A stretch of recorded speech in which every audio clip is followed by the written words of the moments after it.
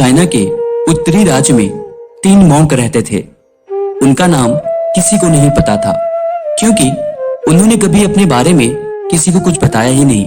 उन्होंने कभी किसी बात का जवाब नहीं दिया। चीन में बस उन्हें 3 हंसते हुए भिक्षुओं के नाम से जाना जाता था। वे तीनों सिर्फ एक ही काम करते, एक गांव में प्रवेश करते, बाजार के बीचों बीच खड़े होते और हंसना शुरू कर देते। वे अपने पूरे अस्तित्व के साथ हंसते।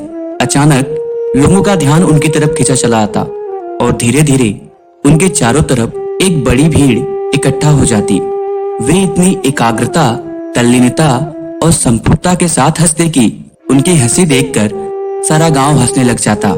जब वह पूरा गांव हंसी के समंदर में डूब जाता तो वे दूसरे गांव चले जाते। वे न तो कुछ बोलते थे, न कुछ उपदेश देते और न ही कुछ शिक्षा। वह जहां भी जाते अपनी हंसी से ऐसा माहौल बना देते कि लोग बस हंसने लग जाते। धीरे धीरे चाइना के लोग उन्हें बहुत प्यार करने लगे और पूरे चाइना में ये 3 लाफिंग मॉन्क के नाम से प्रसिद्ध होते गए। चाइना के लोग उन्हें बहुत प्यार करते थे, उनका सम्मान करते, क्योंकि इनके पहले और उनके बाद भी कभी किसी ने इस तरह से प्रचार नहीं किया कि जीवन केवल एक हंसी होना चाहिए और कुछ नहीं। वे विशेष रूप से किसी पर नहीं हंसते थे।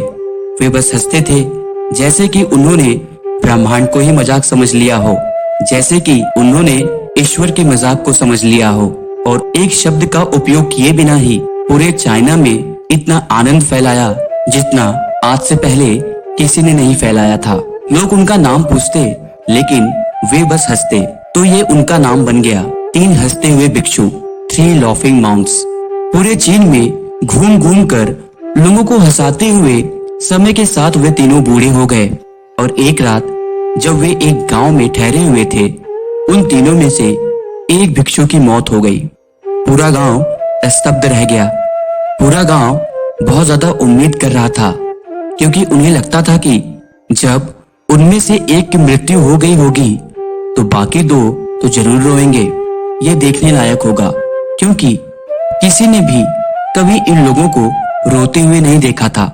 जब सुबह हुई तो पूरा गांव इकट्ठा हुआ, लेकिन दोनों भिक्षु तीसरे के मृतक शरीर के पास खड़े होकर जोर जोर से हंस रहे थे। ऐसी हंसी जैसे उन्होंने आज से पहले कभी ना हंसी हो।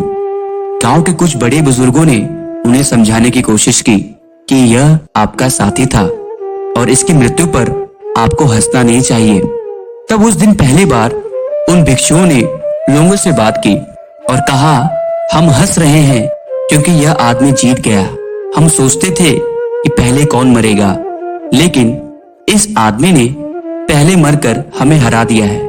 हम अपनी हार और इसके जीत पे हंस रहे हैं। इसके अलावा ये कई वर्षों तक हमारे साथ रहा। हमेशा से हमने एक दूसरे की मौजूदगी का आनंद लिया है। उसे अंतिम विदा देने का इससे बेहतर तरीका और क्या हो सकता है। हम केवल हंस सकते हैं। लेकिन पूरा गांव उदास था।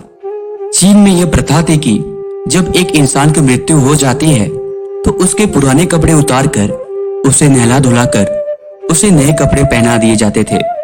लेकिन मरने से पहले उस भिक्षु ने अपने साथियों से अपने कपड़े ना बदलने के लिए कहा था। उसने कहा था, मुझे स्नान मत करवाना, क्योंकि मेरे जीवन में इतनी हंसी आई कि कोई अशुद्धता जमा ही नहीं हो सकती थी। मैंने कोई धूल जमा नहीं की है। हंसी हमेशा युवा और ताजा होती है, इसलिए मुझे नहलाकर मेरे कपड़े मत बदलना। जब उस तीसरे भिक्षु के शरीर पर आग लगाई गई तो गांव वालों को पता चला कि उस भिक्षु ने मरने से पहले अपने कपड़ों में कुछ पुरानी चीनी पटाखों को छुपा रखा था, जो आग लगने के बाद फटकर आसमान में रंग बिरंगे रंगों में फैल गए। और यह देखकर एक बार पूरा गांव फिर जोर जोर से हंसने लगा। तो इस तरह वो तीसरा भिक्षु मरने के बाद भी सारे गांव वालों को हंसा गया। और यह देखकर शेष दोनों भिक्षु ने कहा, चालाक आदमी, तुम मर चुके हो, लेकिन तुमने हमें एक बार फिर से हरा दिया। तुम्हारे द्वारा गांव वालों के चेहरे पर पैदा की गई यह आखिरी हंसी थी।